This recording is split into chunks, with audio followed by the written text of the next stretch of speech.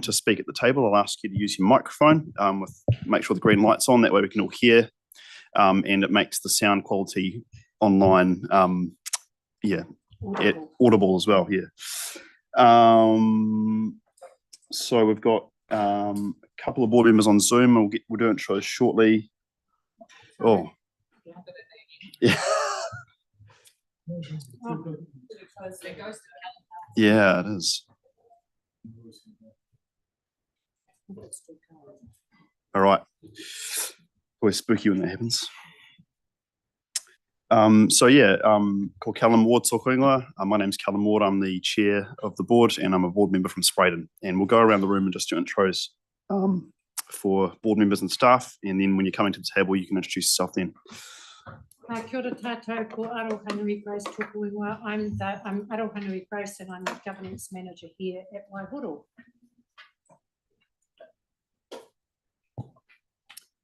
Kia mihi a te whenua, te tangata whenua me te reo ake o te whenua. Ko Sarah Templeton taku unua, he tangata tiriti ahau, toitu te tiriti mona mokopuna. Kia Leslie, Community Board Member for Cashmere. Ko Melanie Kokatuguingoa, I'm the councillor for Spreydon.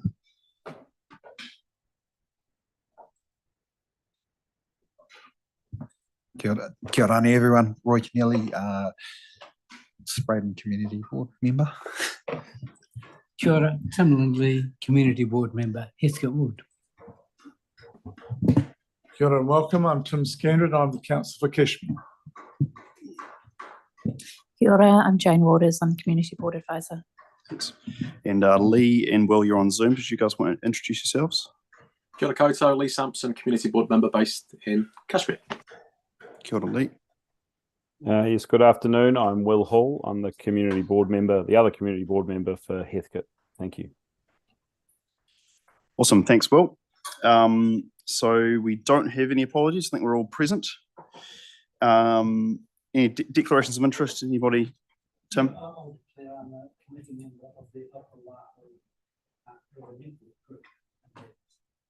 Cool. Thank you. Confirmation of previous minutes. I'm happy to move confirmation of previous minutes. Tim, thank you. Seconding. All those in favour? Aye. Against, abstentions carried. Okay, well, thanks for bearing with us there. So now we've arrived at public forum. This is the part of the meeting where your public's invited to come and speak to the board. And so first up, we have Malcolm. You've come along with the OHRN, and Quentin as well. Welcome to talk about biodiversity on the Waihoro Heathcote River. And I think we've got your presentation. Fantastic. Nice, smooth. So just, 5 minutes, including discussion. Yeah. Kia ora koutou, ko Quentin McDonald aho. As you said, I'm the chair of the Waihoro Heathcote River Network. So thank you very much for having us today. We're really appreciate the chance to bring to you one of our concerns. But first of all, let me just set a little bit of context. We're really here to talk about pest plants, and we see that as a key factor in biodiversity in our catchment. So the biodiversity strategy that was adopted by the CCC has a number of goals, like to conserve and restore Indigenous biodiversity, to preserve the ecosystems, protect ecosystems that are supporting biodiversity, and most relevant today, to manage pests and their impact on biodiversity. And we see this, the treasures that we already have are the easiest things, essentially the easiest wins for biodiversity, and they're under some threat from invasive pests. Also to point out that there are obligations for CCC under the Canterbury Regional Pest Management Plan and the National Policy Statement on Indigenous Biodiversity. So, thanks. So pest plants, I don't know. I thought it was just me. I thought I was just starting to recognise them. But we know from ecologists in our catchment who live in it and work in our catchment, we know from iNaturalist observations that we're seeing increasing number of pest species. Some of them are actually quite scary. We're also seeing increasing ranges of infestation. There's a few areas where it's really starting to become a problem. At the same time, while there are some areas of the CCC where we're seeing some action on leaf plants, there doesn't seem to be any coordinated action, at least that we can see in our catchment. Anything seems to be a little reactionary, somewhat fragmented, and in particular of interest to us, nothing happening on and beside the river. So we would say there's nobody that sort of has the overview for this really critical part of preserving biodiversity. I would say that many of our volunteers are making a valiant effort. I came through Ernie Clark on the way here, and you can see where they've been working, but it really is a big effort for volunteers. So there is fortunately an operational pest plant management plan. It's in draft. It's been around since, well, the first draft was in 2013. It's currently a 22 edition. It's being used by the Regional Parks Group a lot, written by Nick Head, but hasn't been finalised. It's not funded for across the council in the LTP. It fits in very well with your plan, number 3. I don't have to read that to you, and your support for pest management measures. It's really part of you and I, you and we fit together well here. And also Action 20 of the Lower Waihoro-Heathcote Gardens Plan is about exactly doing this, and we'd like to see it happen. So, just in summary, we really want to know why the pest plant management plan hasn't been finalised, what the barriers are to it. If they're relatively straightforward, we do think that this is something that has a significant cost for being deferred, because it's a problem that's just going to get worse. And if we get establishment of invasive species, it's a problem for, even in short periods of years, it's going to be a problem. And we'd like to know why no provision's been made for a whole coordinated effort across many departments in the council, because weeds don't just live in parks; they live on riverbanks and roadsides, and it's really has to be tackled across the organisation. And so, what action can be taken to remedy this, so that, but particularly in the area of our interest, which is alongside the river, which, as you probably know, has other problems, and the last thing it needs is weeds along the bank. So, cool. Excellent. Thanks very much. Yeah, we just want a whole picture. Take a whole view of the problem instead of siloed. Yeah. Yeah, absolutely. Yeah, and no, thanks for the presentation, and great to meet you as well, Quentin. Got any questions from the board? Tom? Yeah. Yeah, thank you, guys. I just met with the Port Hills team this morning, and they're saying that they're making great inroads with regards to pest areas, plants, also the animals as well. But so you're saying that the regional parks team have written the plan, but they haven't finalised it, because it's obvious that the Port Hills team, whatever they're doing, is working. Nick Head, the ecologist, has written the plan, and the regional parks team are implementing it in their area as much as they can with the funding that they have, right, although they'd love, I'm sure, more. Yeah. But there's nothing in Three Waters. There's nothing happening in transport. There's nothing in the community parks area. There's no coordination at all. So Spur Valerian's whipping through Cashmere and heading to the hills. Yeah, yeah. Is that the purple flower one? Yeah, the red one. So, it'd be in everyone's interest for it to be coordinated. And there is a plan. It just hasn't yet been implemented. And we think it's probably the siloed problem. It might be even the top management issues. We just think it ought to need a kick. Okay. Thank you. Yeah. Oh, Mel? I've got, yep.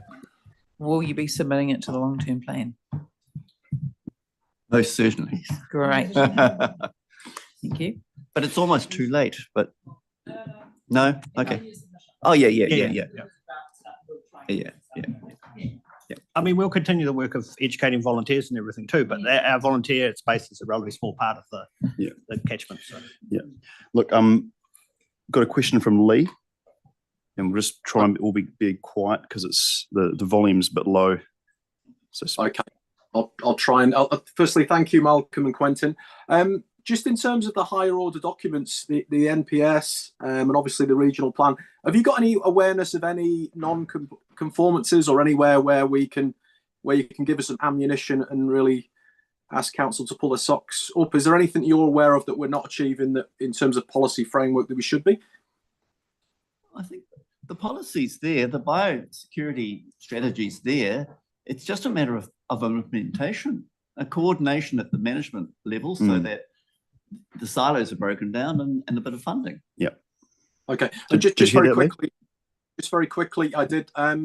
This is obviously on council's radar because Keith Davidson, and this is back 3-4 years ago when Helene Mortner was still on the board. It was obviously highlighted as an issue, and the issues they mentioned then was hanging sedge, reed, sweetgrass, yellow flag iris, reed, canary grass. What are the issues locally with the Heathcote and the net? You know, what are the predominant concerns with the river corridor in particular? You just named them. It's sort of like still there, and you know, Nick identified sweet reedgrass and canary grass 3 years ago, and nothing's happened because you know our volunteers aren't going to sit into the river and do something about it. Unfortunately, yeah, they'd like to.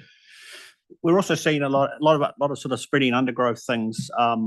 The Transcantia, periwinkle, those ivy, which is suppressing the natural process of the seedlings being able to spread. There's a lot of good areas where there have been some fantastic plantings, but they're not propagating the way they should naturally because they've got a weed burden. So, yeah. Cool. Okay. Thank you. We've run out of time for questions now, but perhaps we'll just talk a bit about what we'll do as a board. So, you know, obviously Kia Tiki Tai is a huge priority for our board as well, as you've said, and as part of our advocacy for the LTP. With, you know, looking at the board, I think we'd all be, you know, happy to add this specific plan as part of our request for funding, and refer the other things you've said around, I guess, process for the plan in terms of getting it, published, finalised, whatever needs to happen, whatever the actual procedural barriers are there. We can inquire staff about that. Anything else that, Tim? Yeah. Maybe just look at what the Port Hills ranges are doing. Obviously it's successful, and maybe just to see if the other teams can look at what they're doing, the process they've gone through, irrelevant of the rules, etc., because it's obviously working up there. They are, I mean, it's hard work and it's big commitment, but they feel they are getting on top of it, which is And the other thing that you mentioned was the cross collaboration between council teams, the silos. Because if you've got one team that's winning, the most important thing. it would be good, and hopefully what they're doing, their example, could help the others. Cool. Okay. Thanks, Tim. Please still use his hand up. Lee, is your hand still up for the same thing, or? No, thank you. Cool. Thanks so much for your time. Appreciate that. So next up we have Patrick Dunford, come to talk about road damage at the corner of Wades and Wilson's. Did you have a presentation for us, Patrick? Oh, yeah. So there's a button on the right, and there it's green. Okay. Just give us a minute with the presentation, and then we'll. All right. Cool. So, okay. If it doesn't work, let me know and I'll be there. Oh, yeah, it does work. But I mean, if you can go, that's just an overview of the area. And if we can go to the next one, it's zoomed in a bit. Yeah. Cool. So, there's been about that's been repaired 4 times in the last 3 to 4 years, that pink area, because it keeps sinking. And, you know, each time that we hope it's the last time, but if we go on to the next one, there's a curbing that's being replaced 2 or 3 times, and the main issue now is that the trucks have to go through there, and it's just too tight for the trucks to go into the supermarket. So they have to go over that curb, and that curb just keeps breaking. So that corner just needs to be made wider or something. Excuse me, my thing is. So yeah, something like making the corner wider, I don't know. On the last one, I've got 2 bus stops. There's quite a bit of congestion because there are 2 bus routes that come to those 2 stops. There's 9 buses an hour. It's very common for 2 buses to arrive at the same time, and then the second bus, there's just not enough room for them to pull in. So, you know, having to walk out onto the road and stuff, that's not very helpful that's sort of happening. Cool. Yeah, okay. That's about it. Cool. No, that's great. That's simple, straight to the point. And thanks as Okay. well for bringing, I guess, you don't have to bring a solution. Bringing the problem is good, because we can discuss with staff about what the best Oh, solution yeah, is. I mean, there's lots of solutions. Yeah, absolutely. Tim? Yeah, thank you. And we have talked. So, did staff get in contact with you with regards to this? The only one I've had is the community the board advisor is the only staff member I've had in contact with. Okay, because I talked to the transport manager and they were going to, so I'll chase it up. There's also, unfortunately, not only the trucks, but there's also a spring under there. Oh, okay. That's why it loosens up, and the trucks, just add to it. There was a lot of liquefaction in this area. Absolutely. Yeah. Yeah. So I'm just thinking, you mentioned, I'm just unclear about the buses. So you said there are two stops. You can see that on there's sort of dash yellow lines there. Yep. The stops are. They are used as a timetable. They use them for timetables purposes. The bus stops there if they're ahead. Right. And the bus company does driver changes there as well. Right. So there's quite a high chance the bus will already be there when the next bus turns up. Okay. Yeah. Now I understand. Thank you. Makes sense. Yeah. Oh, sorry, I missed that point out because I'm. Yeah, no. So I didn't pick it up. It was in here. Yeah. Yeah. It's almost, it doesn't seem like a very appropriate place for a timetabling stop, but yeah. Right, of course. Yeah, that makes sense. Okay. Okay. Any other questions? Anyone online? Tim or Lee or Will? Can't see you, so sweet as. Okay. Cool. Just ask the staff to follow up. Yeah. With Patrick. Yes, Yeah. they said they would. Tony's here, so. Cool. Tony, did you have any comment, or is it something you're going to look into?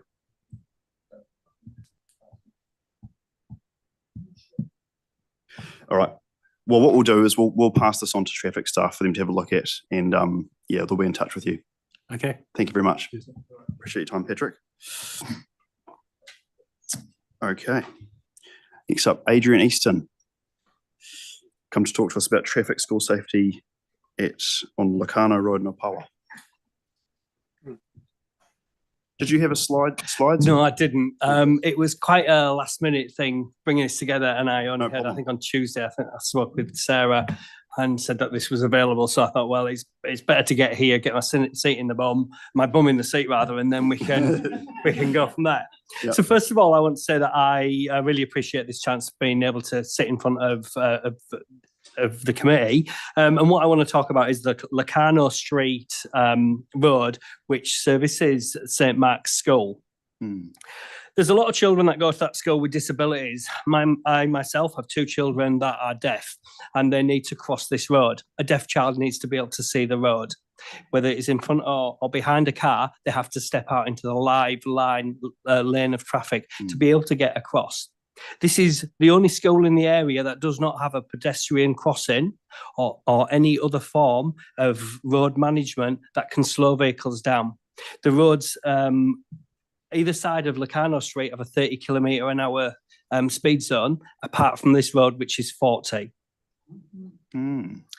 It needs to be made safe because the headmaster, the acting principal, has saved four children from being hit by a car in the last 6 months by stopping them. To do this, they have to police the road with 5 teachers to be able to do this. About 3 weeks ago, my daughter stepped out being able to look for a car, nearly got hit by a van doing about 60km/h up this road. We have had the police there, but they can only attend maybe once or twice a year, the community school teacher, which they do work for the time being. The road is a really wide road. The solutions are quite easy. We can put some yellow lines 100 metres either side of the gate on both sides of the road, giving an area where there is no traffic and a child can go across relatively safely. We can lower the speed limit in that area. We can put pedestrian crossing in and changing the signs. They're relatively easy fixes and financially not that much of a burden to the council's purse. We could also, because it's so wide, we could put a dog leg in this road to make the cars slow down with it that are in place in other schools. What I'm asking for is not much. We've got to protect our people. It's said that there's a Maori proverb that says, what is the most important thing in the world? It's the people, it's the people, it's the people. If we don't protect our tamariki in this instance, what we here for? So, kia ora, thank you. Yeah, appreciate it. And I was totally ignorant of this issue until you brought it up. So I appreciate you coming here and talking about it today. I do know, sorry, I just will say the school have approached the council on 5 separate times over the last few years to get this done. And they're told because of the road, they don't believe the traffic constitutes having any changes done to the road. Right, okay. Yeah. So, Tim so Sarah?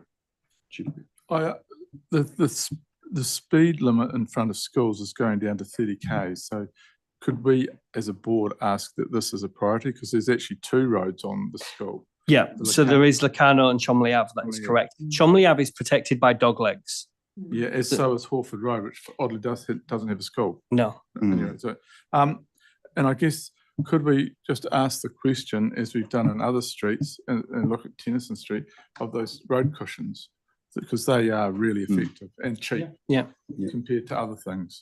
I think that'd be great. Yeah, but I mean, like, that's a great idea for that. I don't disagree, but it's getting the children from one side of the road to the other side of the road without taking 4 to 5 teachers off their job to get them across. Yeah. I get. Yeah. I mean, if you're looking at pedestrian crossings, quite a few people hit on them.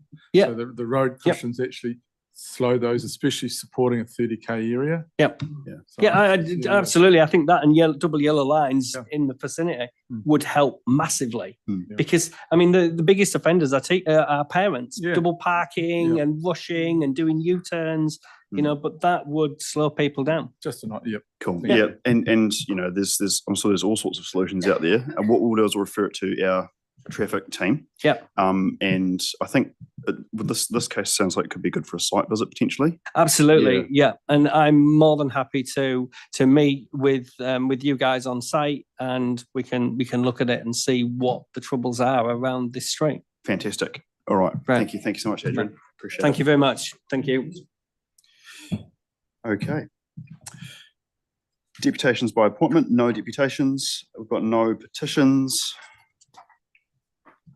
Staff reports. We've got Tony on Zoom, and we're talking about 91 Sparks Road. Yes. Hi, can you hear me? Yep. Yep. Cool. Yeah, so this is just a request from Hoonhay Primary School for some extra restrictions to reinforce their accesses. During peak times, particularly, people park over the accesses. A couple of them have gates across. So this is just to kind of, reinforce that a bit better, address one of their issues. Cool. Your camera's off as well, Tony. Oh, sorry. No, thanks for that. That's pretty straightforward. Any questions? Cool. Any movers? Sarah's moving. Roy's seconding. All those in favour? Against, abstentions, carried. Thanks for your time, Tony. Cool. So now we've got Ferrymead Park landscape development plans, and it's Anthony and Robbie and Toby. Tag along. Oh, welcome.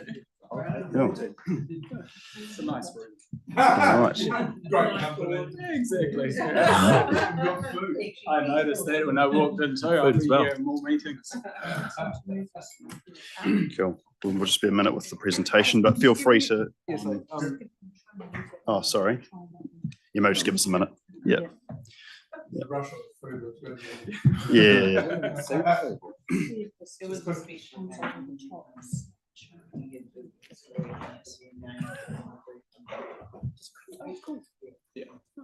Cool.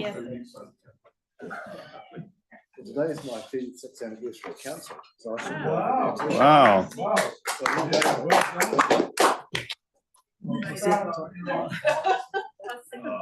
I was straight out of school. Some of us live still in the. That's right. Well, I was a few years in the 60s.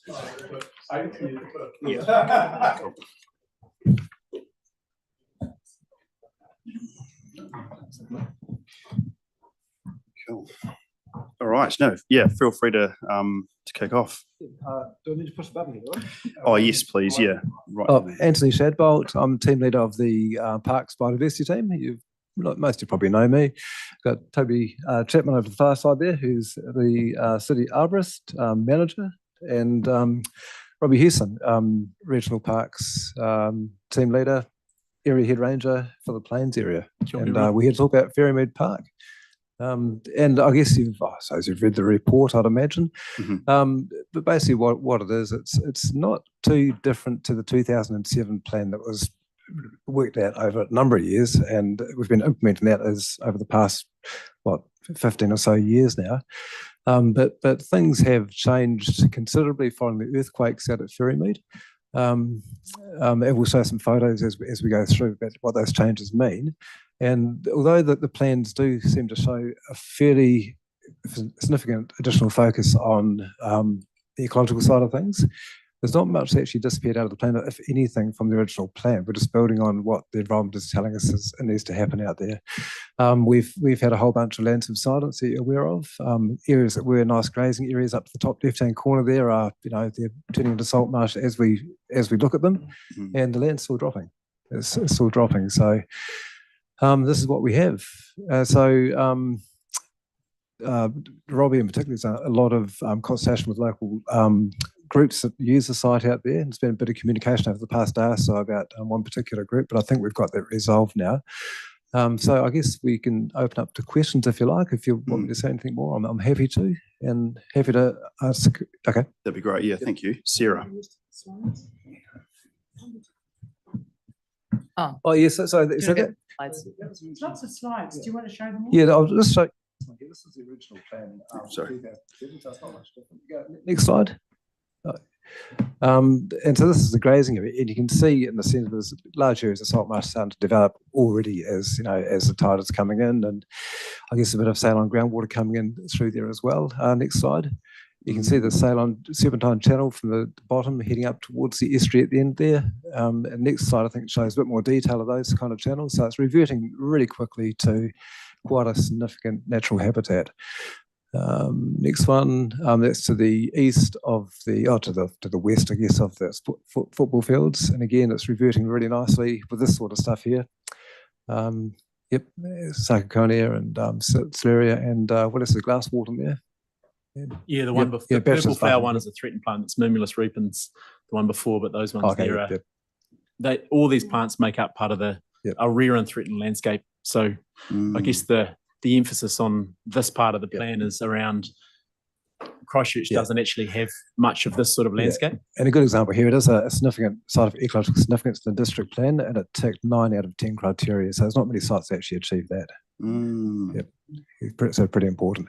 Yeah, I thought I'd just comment on Wood Hill here. That we're looking at planting a forest area on the eastern end of Wood Hill, and it's part of Toby's plan, really.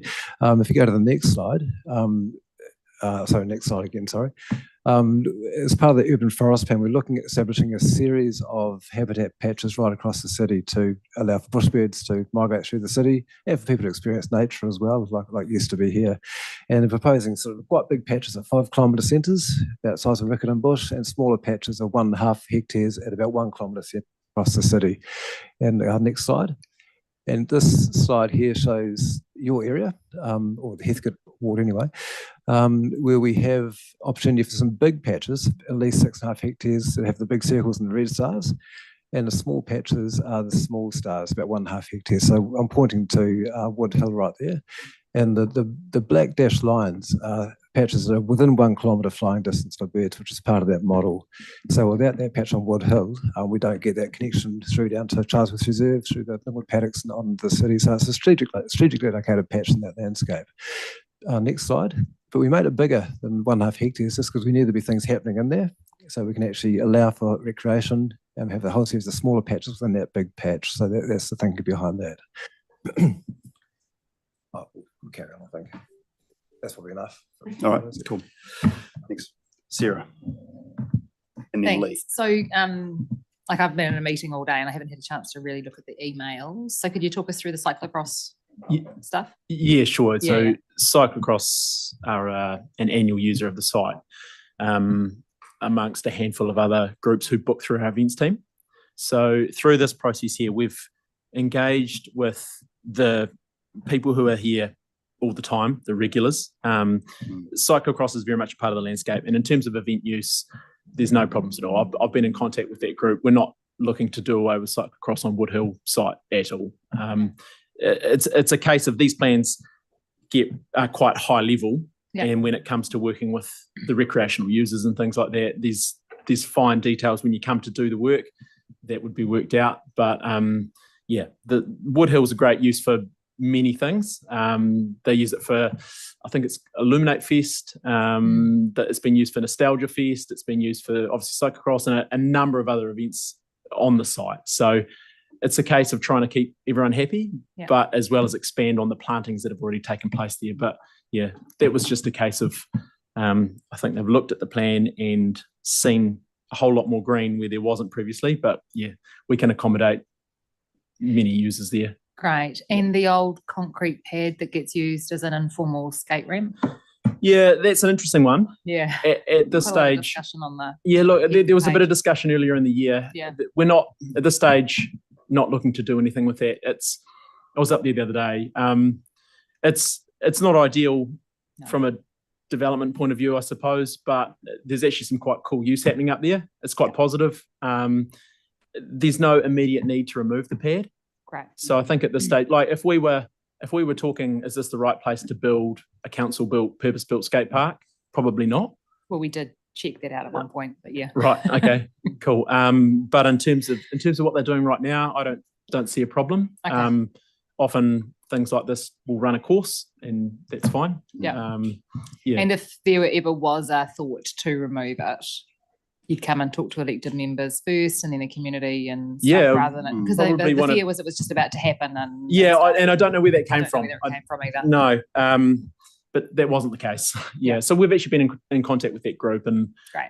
we've got their numbers, and the same thing happened down in the valley with the mountain bike jumps. That started in exactly the same way. Now we're working on an MOU with them, and we have quite a good relationship.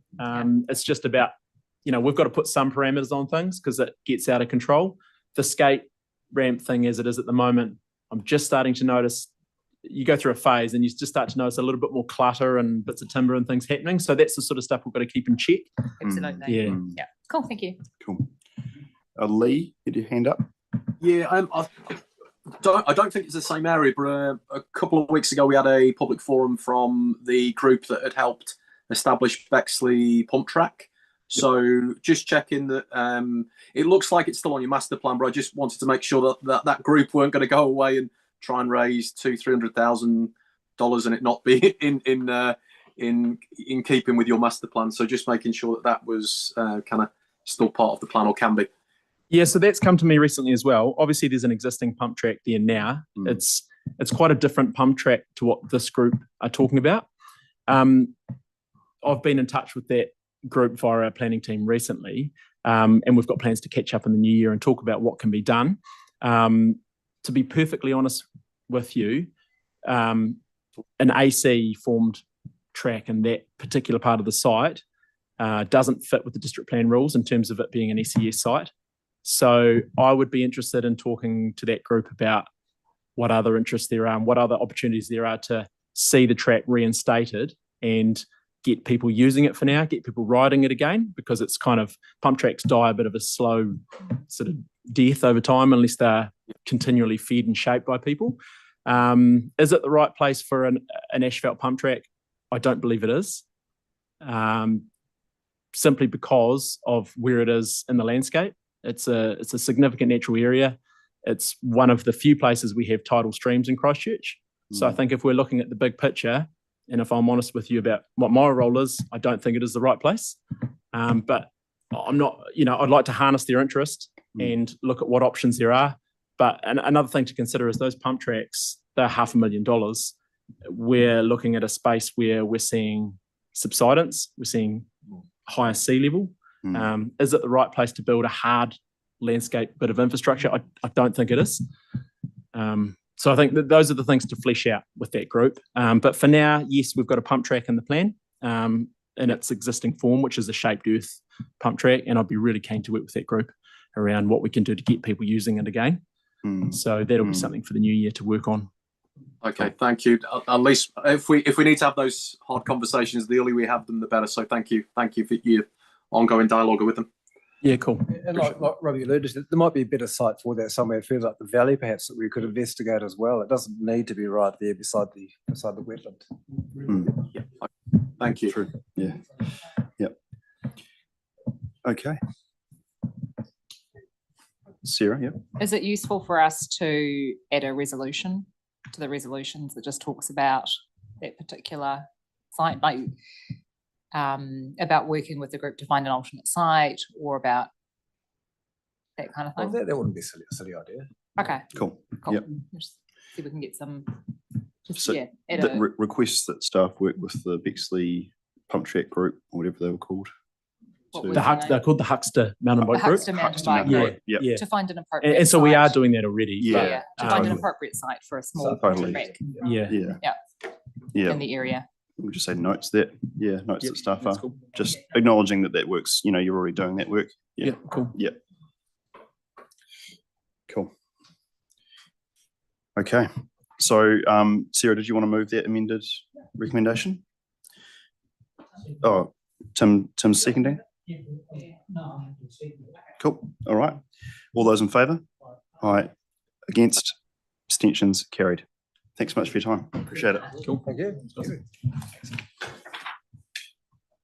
Okay. Next up, Chanel. What am I? Come to talk about the Christchurch South Toy Library. Thanks, Anthony. Cheers. See you, Robbie. Yep. So Christchurch South Toy Library. I trust that the report has been read. Mm-hmm. Any questions? No questions? Got a mover? Mel's going to move. You move everything, Tim. You can't tell me you're too busy. So you can second it, Tim. Mel moves, Tim seconds. All those in favour? Against? Abstentions? Carried. Thank you. And then we've got Rowley Community Centre, community flax weaving and woodwork. Yeah. So again, I trust the report's been read. Is there any questions with this one? Cool. The questions? I'm happy to move. Got a seconder? Roy's going to second me. All those in favour? Against? Abstentions? Carried. Fantastic. Thanks, Dean. All right. Thank you. And Nime. Volleyball.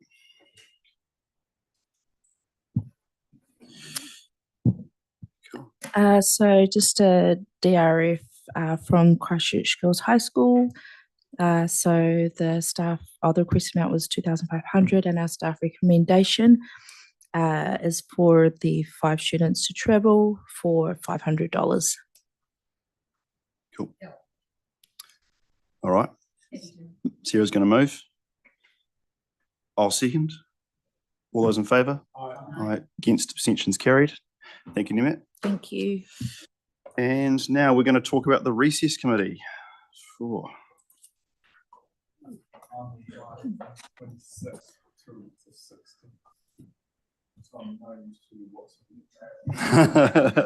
How convenient. Just stop that conversation there, though. Yeah. I saw that coming. So the recess committee can meet remotely, is that right? Yes, Yeah. can. So you're not out of it, Tim.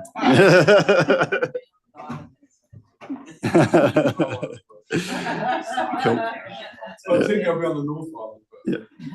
So for the I suppose we've done a recess committee already, but for Will and Roy, this is just for the holidays. We just have to have a sub committee essentially of the board to be on call in case anything urgent comes up.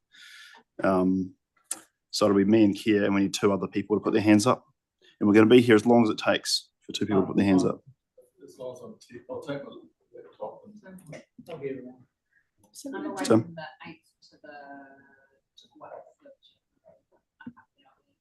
Yep. So we'll get a list of who's away, who's Yep. around and where, and then we can ask should the need arise. Oh, so we don't actually have to choose the two No, people? no, you don't need to decide right easy. now. Okay, we just have to agree to do it. Okay, that's much easier. Sorry, yeah. And it can be bigger than just the two. Sweet. All right. All good. Well, I will. I'll move that we establish the recess committee. Tim's going to second me. All those in favour? Aye. Against? Abstentions carried. And finally, the area report. Grace, did you have any highlights for the area? We had a couple of things to talk about, didn't we? I think we did, and I can't remember what they are. I can't remember what they are. Might look on the run sheet. Can I look on your screen? Yeah. So I really just take it as read and take questions. Yeah. Oh, so the resolution proposes to appoint Will Hall to participate in the Keep Christchurch Beautiful Street and Garden Awards. Yes.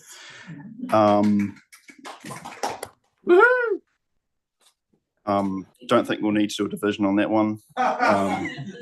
And approving the MOU. So that's probably the key thing for us to be aware of at the moment is the MOU for the age-friendly society, which we have, obviously seen already. But so yes, you have seen that, and it would be useful if you were to decide that you wanted to resolve to say yes to it, then that just means we can move forward and sign it. Cool. All right. Kia? Yep. Oh, you just click them on. Which is that we've had the memo about the proposed urban forest parks. And I just we've had a number of groups come to us to raise where they would like to a range of planting and food forests and things like that in parks. One thing that I think would make sense is if those are the parks that we ask, if those bits of land are what we ask the parks team to look at for the urban forest planning work, because that means parks can then do the planning work, and it means that we can kind of get all in one joined up approach. So I'm just thinking about the process for that, because it sort of indicates that the board will give feedback, but they need the feedback by was it mid-January or early February?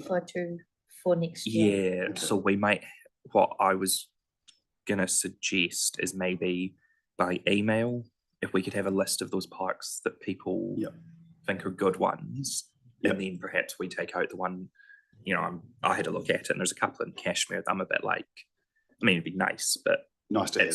Nobody's gonna cry if they get pushed back a couple of years. Yeah. So maybe we kind of do that just so that everybody gets a chance to see it before anything happens. Does that? Yeah. Grace, you'd already been. Yeah. So we will take just a little bit of time in the just before or just after the holiday to cross-reference all of the groups who've come and spoken with the board, and with the list that's been sent to us, we'll email you all, and with the idea that we'll prioritise in 2024 planning for those ones where the community's actually asked for these things to happen. And I have actually spoken to the chief arborist around doing that. So, and in fact, in future, there's going to be a process whereby we coordinate as people come and ask. We'll enter that information into the park spreadsheet so that that process is much more joined up than it has been in the past. Cool. Great. Cool. And that's been added to the resolution. Request staff compile a list of community food forest parks and be sent to the board in advance of sending this list through to park staff. We'll reword it nicer later. Thanks, Jane. Okay. Any other questions or comments on the area report? Sarah? Just that it's really good to see that last item, the various potential cycle connections, those kind of things coming through. And I think that at some point ahead of our submission for the long-term plan, sort of looking through that seen where things end up sitting in the draft. So I don't know if people have caught up with the fact that a couple of weeks ago, on their second to last Tuesday LTP public briefing, council gave guidance to make sure that all of the major cycle routes were now in the 10-year LTP. So having them all disappear initially in the first draft, they are all back in now, plus the new one out to the northeast, and additional cycle lanes on Memorial Ave, which have been asked for last long-term plan. Fantastic. So we added instead of subtracting. That was quite a coup. It means I can have a relaxing Christmas. But yeah, I think that looking at some of these little connections and things, sort of Gatton Street and those kind of things, would be just quite good to look through at some point. And there's costings in and stuff. So yeah. Cool. See. Thanks, Sarah. I'd just also like to thank board staff for 2 fantastic events. I know that the Waltham Pool Party was fantastic and hugely well attended. But in particular, the Community Service Awards was really special, and I thought that it was really well run, great location, and yeah, I don't know, just it was a great vibe, and yeah, everything that you sort of imagine the Community Service Awards should be. So I really appreciated that. Yeah, Bex here. Huge thanks to Bex. Yeah. All right. I'll move we accept the area report. Got a seconder? Thank you, Tim. All those in favour? Aye. Against abstentions carried. And now we're on to elected members information exchange. Anybody want to kick us off? I can.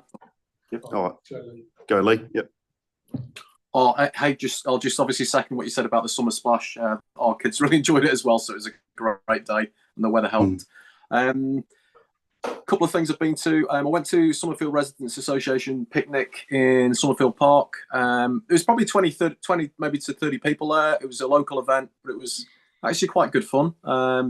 So music, tug of war, lolly scramble. So yeah, the kids enjoyed it. A little bit of feedback.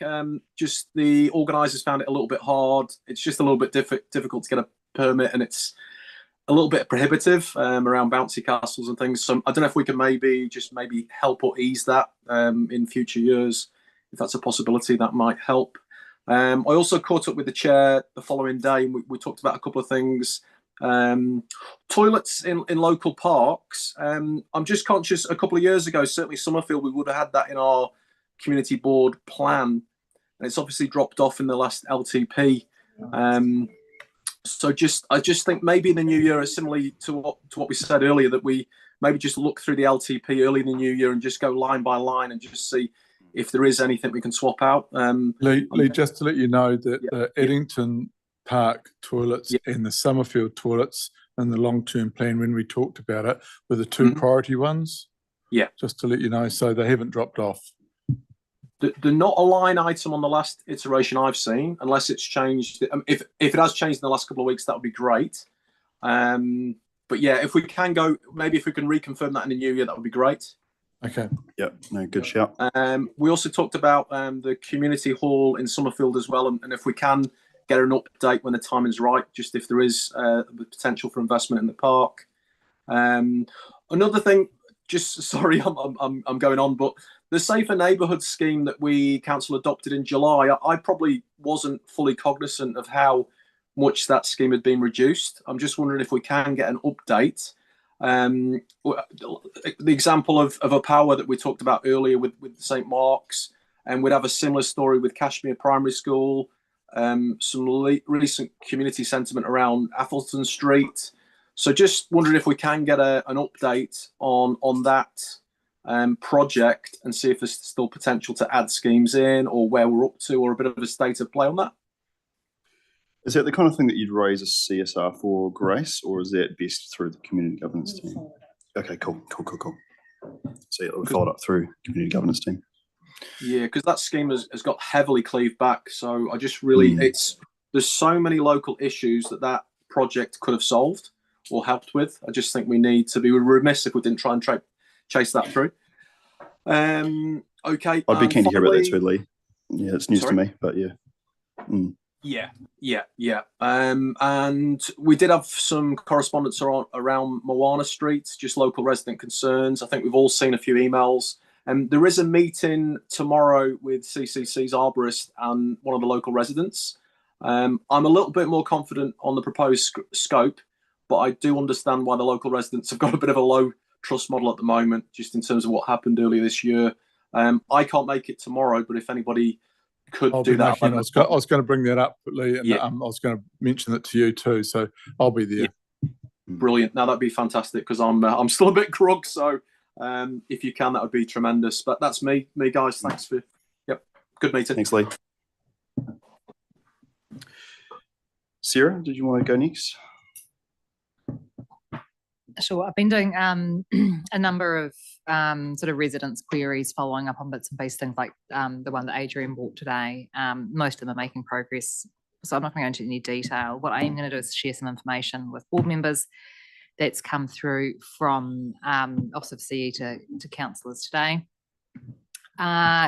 In that the new Minister for Transport has written to Council, to the Mayor, about the new land transport rule changes. And all of that mahi that's gone in to do the safer streets. Anything that's not currently contracted is now on hold while staff assess if we can actually go ahead with them or whether we need to do anything else. But just this bit here, given the approved scope of slow speed neighbourhoods or safe speed neighbourhoods, the following works are underway. Banks Peninsula speed limit changes almost complete. Spreydon, Summerfield, Beckenham, Waltham with CREF funded changes, starting in Beckenham Loop soon and under contract, so that's good. Schools, Banks Peninsula Schools and Beckenham School all underway. The remainder of the slow speed neighbourhood areas are not currently under contract, and staff will assess all plans in relation to the Minister's letter and any advice that we will receive from NZTA. With regard to school speed zones, the Minister has indicated that variable speed limits will be possible but not permanent. We can't just have permanent speed reductions.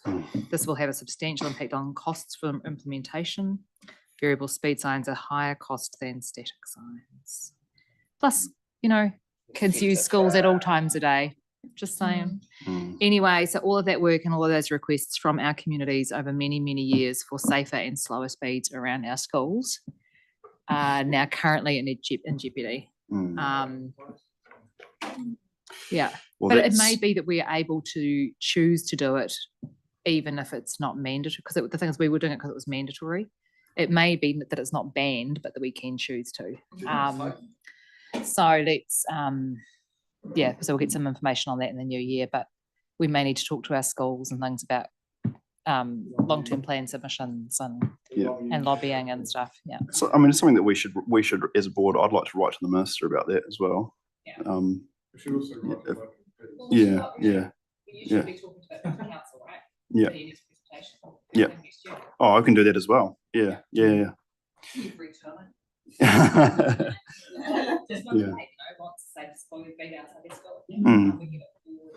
Yeah, I mean, I think, I agree. We should talk to council, but we also have a role to advocate to, the national government too on behalf of our community, I'd say. Yeah.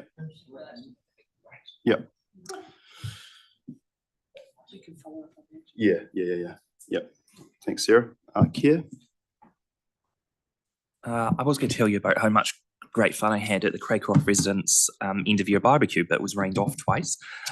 So I actually don't have anything since our last members exchange a couple of weeks back. But I'm looking forward to next year's Craycroft Residents Association barbecue, because it's always lovely in the sun at the Old Stone House. Just living Craycroft barbecue to Craycroft barbecue, aren't you, Keir? Thanks, Keir. I've just got two things. Pohepa invited me to a breakfast, I think, because I went to their one last year.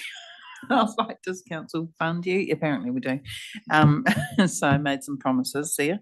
And then the other thing I went to was on Monday, the overbridge on Brom Street at Eddington School. So they showed what it will potentially look like, which is quite amazing, I think. But there was still lots of questions about things. But I thought that was pretty good. And you can apparently, I haven't looked, but apparently it's all available for the public to see what they've got so far. And I was quite impressed. So, yeah. Cool. Thanks, Mel. Oh, yeah. They're coming to talk to us in February, if you didn't hear that. Cool. Roy.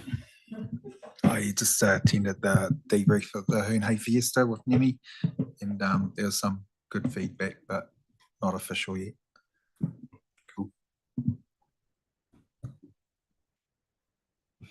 Yeah, the coastal pathway is now open. We're getting feedback that particularly some boomers are being pretty irresponsible on their cyclists and are frightening people. Under the MOU, the Coastal Pathway Group and City Council are working together to monitor and make changes as appropriate without getting too heavy-handed about it. But it is being watched and it is being acted upon. Thanks, Tim.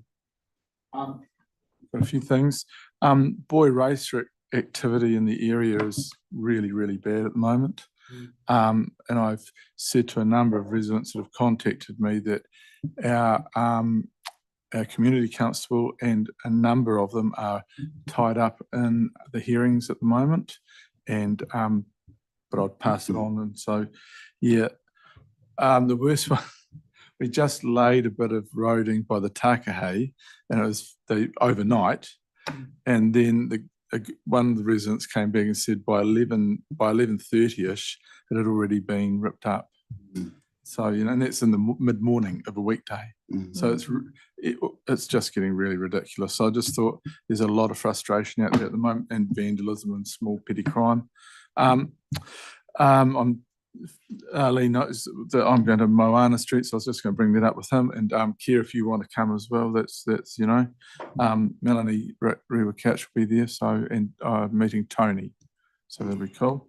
What else? Yeah, just I don't know whether it's been the wind or whatever, but there's been some issues with trees. Our staff have been really good. They're quite hard to find. It's like the centres of the tops of big trees have been breaking off and just kind of sitting in the tree canopy. So it's really, really difficult work. But Pūrau, Takahe Reserve have been a couple that have been a problem. So just our staff, so I'll just give you a heads up on those. I went to a private property the other day, and it is the single largest gum tree I have seen in my life. It is a beauty. You couldn't see, they've got an acre of land which you couldn't develop if you tried in Cashmere. It's a beautiful spot. But in the middle of that giant tree is another giant tree, a macrocarpa, which scent has blown out and is hanging in all the things. Someone, and they don't know who, protected it, and they've been there 40 years. So when they moved in, it wasn't protected, and now it is protected. Yeah, they're shaking their heads. And so Toby went up there, and they had a really good conversation with Toby. Then another staff member went up there, and it fell apart, and that's when they rang me. But and I went and saw them. But I've gone and seen the GMs, and so Toby's back onto it. But just as a heads up, Toby's actually quite logical, and I won't mention the other person because it would be unfair. But it's just shows you how because it's right over their house and it's quite emotional. They're kind of freaking out a bit, and they've got videos of it. I mean, it's really moving. It's quite impressive. So my trees aren't a problem at all, and I thought they were. But yeah, so that was interesting. This morning I went up and took some lollies to the Rangers, Port Hill Rangers. I just thought it'd be a nice thing to do, and because Phil couldn't make it. But what I didn't realise was that when I got there, and all the Rangers came, and it's kind of like you get mugged, and it's quite cool. It's lovely to talk to them all, and it's really, really cool what they're doing. They've pretty well eradicated goats from the Banks Peninsula, which is really, really cool. They're saying that the pigs and deer, they get videos of people saying, "Oh, look, we've got a deer in our front yard, isn't it lovely?" And they kind of go back and say it's not the same deer each time. You've got a whole lot of deer and they're an issue. And then hunters, because they don't drive into the country, they're starting to let No, that wouldn't be a problem. But they're letting pigs go, the piglets. And so they've got pigs running around the Port Hills, up Bowen Vale, etc. So they don't have to tramp so far into the bush. So anyway, they're just interesting things that you don't know about. So but the really cool thing was that when we were there, Kate, the manager, pulled out of her bag a trophy, like a trophy thing, and a certificate for Paul for 30 years service. So that was really cool. So I said to him, I hope it's not another 30 years till I see you in some long pants. So, yeah, because he told his staff that I'd be telling a joke, and the only jokes are not appropriate at all. Yeah, so that was really cool. And just some small things, yeah. But yeah, no, it's cool. Sure. Just because it's funny, I had one packet to take to Spreydon Library, so I handed them over. I said, "Oh, these are from Phil, Major, and Mary." But it just says Phil and Mary, and the librarian says, "Are you Mary?" Tracy, I was like, no.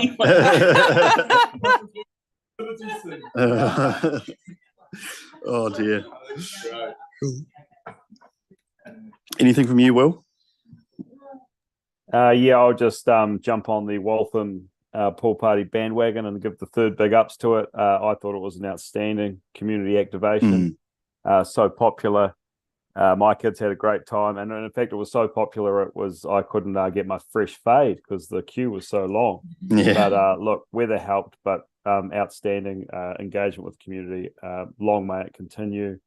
And it was also great to get to MC the Heathcote Express Cycleway opening, and great to meet all the staff involved in bringing that outstanding addition to our city. Get to know them a bit more because I haven't got to know many of those staff. So it was great, especially Pana, good guy. So yeah, thank you for that.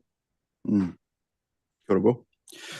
Just a couple of things from me. One of them was we had a really interesting board chairs conversation, which I'd be keen not to have this conversation now, but basically it was a reflection we had as board chairs presenting to the independent hearings panel on PC14, and the fact that it was a kind of one of our first times presenting in person to an external body that wasn't a council, wasn't presenting to council. Very, very different experience presenting to a group of people that don't know what boards are or what they do, and their sort of expectations around, I guess, the level of consultation that we as a board would have gone under specifically around that issue in order to come to create a submission.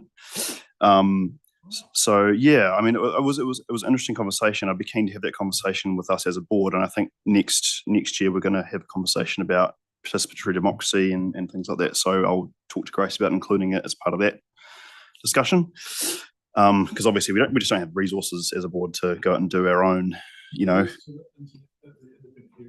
Yeah. So we don't have resources as a board to go out and do our own consultations on every single thing that we submit on.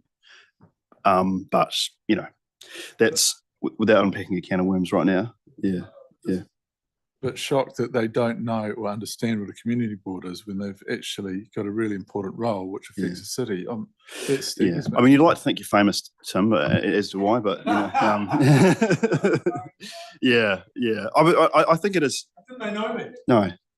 I mean, is it? I mean, I think it's sort of, I think it's sadly common though, right? Like a lot of people don't know what community boards are or what they do, and even bigwigs and judges. And the other thing was, I had a really, really good conversation with Wilby as part of, the Addington, wearing his Addington Farm hat, about their vision for the Addington Park. And he's working really closely with that group, the Friends of Addington Park, that came to us to talk about, all their various ideas. And I think you had a conversation with him, Mel and Roy, at the Addington Fair about the same thing. My takeaway from that is that they're a group with a really strong, coherent vision. They've got a huge number of people in the community behind them supporting that vision, and they're really, really well resourced. And seeing things like the Addington toilets and their proposed kind of Marakai landscaping ideas, and all of the various Addington Friends ideas for that park as kind of one whole vision is quite is quite important. So I've encouraged him as well as you, Mel, to go to the LTP process. And I think, step one is just kind of getting that vision on the table in front of council, because they're also a group that has resource as well. They're not just coming to us to say, can you fund this and that and the other thing? They're coming to us with, with the ability to raise money and get the job done. So yeah, it was quite exciting, and I'm excited to see where that group goes. Yeah, so that's all from me. Yeah. Should karakia whakamutunga.